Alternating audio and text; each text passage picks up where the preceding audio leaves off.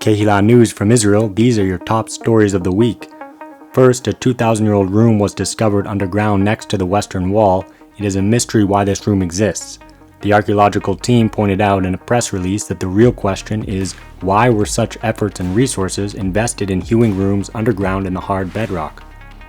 Co-director Dr. Barak Manikendam Givon told the Times of Israel that it may have served as a basement pantry, living space, or even a place to hide during raids, stating, "We found clay cooking vessels, cores of oil lamps used for light, a stone mug unique to Second Temple period Jewish sites, and a fragment of a kalal, a large stone basin used to hold water, thought to be linked to Jewish practices of ritual purity." Quite a mystery indeed, and an important story to keep an eye on for those interested in the biblical and ancient history of Yerushalayim. Yom Yerushalayim, Jerusalem Day, was celebrated in Israel on Thursday evening and Friday. Thousands celebrated at the Western Wall. The day commemorates Israel's liberation of the city 53 years ago. The population of the city now approaches 1 million. Israel apparently hacked a port in Iran, causing total disarray. The attack is reported as being presumably in retaliation for an earlier attempt to penetrate computers that operate rural water distribution systems in Israel by Iran. Israeli Prime Minister Benjamin Netanyahu warned Iran that those who threaten Israel will be destroyed. The Iranian cyber attack against Israel's civilian water systems was unsuccessful. Israel's cyber warfare capabilities are considered among the best in the world. An Israeli doctor is working with the U.S. vaccine group to develop a potential vaccine for the coronavirus.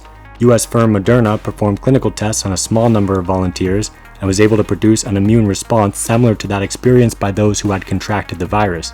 It is an important sign and an important step in developing an effective vaccine. Times of Israel reports that Israeli officials confirm that the Palestinian Authority is ending security coordination with Israel due to the pro-sovereignty stance of the new Israeli government and of the current U.S. administration. The Palestinian Security Services, the PSS, are the armed security personnel operating in the West Bank and the Jordan Valley and help to uphold the Palestinian Authority rule. There are critics of the PSS both in Palestinian and Israeli groups. Some Palestinians, for example, allege that they do too much to help Israel. They do prevent terrorist attacks against Israel. The difficulty for the PA in this case is that they can do little without Israel's backing. Jonathan S. Tobin, writing for the Jewish News Syndicate, points out that without Israeli security to fend off both Hamas and Islamic Jihad, the PA leader's life would be in jeopardy. He needs Israel a lot more than Israel needs him. And those are the top stories you need to know this week. Don't miss the most important news coming from Israel by checking out our video next week as well, and visit our website news.kehila.org. Reporting from Israel, this is Kehila News.